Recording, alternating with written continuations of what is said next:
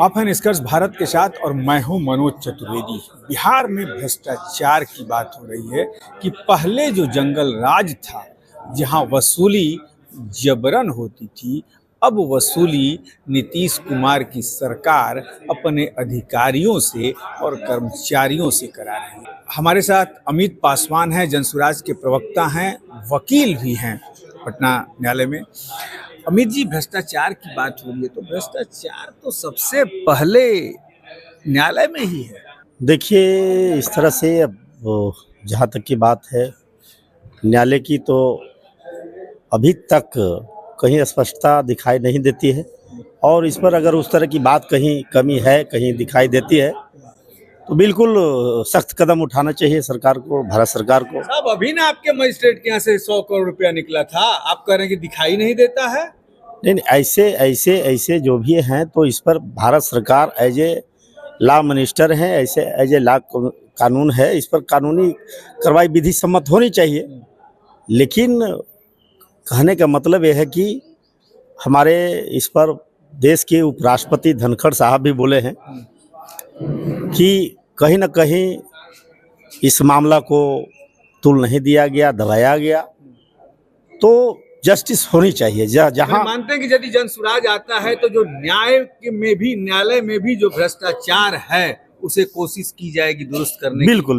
बिल्कुल यह सबसे पहला यह प्रयास है कि चाहे भ्रष्टाचार न्यायालय का मामला हो, न्यायपालिका में हो, कार्यपालिका में हो, विधायपालिका में हो, जहां भी हो, जब तक सिस्टम को ठीक नहीं किया जाएगा, जब तक हमारा राज्य का और या देश का विकास संभव नहीं है। आपको एक बात याद दिला देते हैं, जब मोदी सरकार के प्रथम फेज में कुछ ऐसी चीजें सामने जब आई थी, तो इसी सुप्रीम कोर्ट के 3 सिटिंग जज जो हैं वो मीडिया में आकर कि सरकार के अंदर भ्रष्टाचार है और ये तमाम बातें हुई थी। उस दिन जजों को मीडिया में आने की जरूरत पड़ गई थी और आज वही जज जब देश की संसद में पास हुए कानून को कह रहे हैं कि नहीं, हम तो सुनेंगे, सुनने का अधिकार उनको है, लेकिन जजों को भी ये समझना होगा कि देश की संसद से बड़ा, राज्य की विधानसभा और विधान परिषद से बड़ा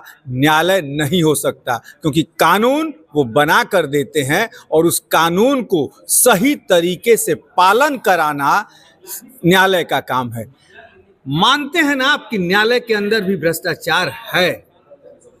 देखिए, हमने पहले ही कहा कि जहाँ भी इस तरह की अगर कहीं बात आती है, उस तरह का भ्रष्टाचार तो भ्रष्टाचार है। हर तरह के लोग हर जगह पे उपलब्ध होते हैं। तो अगर अपवाद कहीं ना कहीं किसी भी क्षेत्र में ले लिए, किसी भी चाहे न्यायपालिका हो, कार्यपालिका हो, विधायिका हो, कहीं भी अगर इस तरह की बात होती है तो उस पर सख्त तरह से कानूनी कार्रवाई की जाएगी। जनसुराज आएगा तो इन सब चीजों पर बारीकी से ध्यान दिया जाएगा। बारीकी से ध्यान दिया जाएगा और इस पर जिस तरह से अन्य तरह के कानून बने हुए हैं, विभिन्न तरह के धाराओं पे, इस पे हम भी चाहते हैं कि एक इस तरह का भ्रष्टाचार कानून बने कि इस पर जो आज जो हमारे बिहार में ही ले लिया जाए, तो आज जो स्थिति हम लोग देख रहे हैं कमोबेश, जैसा कि एक हमारे साथी बता रहे थे अभी कि एक थाना में एक एफआईआर भी लिखाने के लिए उसको बैठना पड़ता है, कुछ न कुछ दान दक्षिणा देना पड़ता है, तब जाके इस तरह की जो है कि उसका नोट किया जाता है। जबकि सरकार कई तरह की व्यवस्था की है कि आप ऑनलाइन भी आवेदन दे सकते हैं, उस पर भी एफआईआर होगा।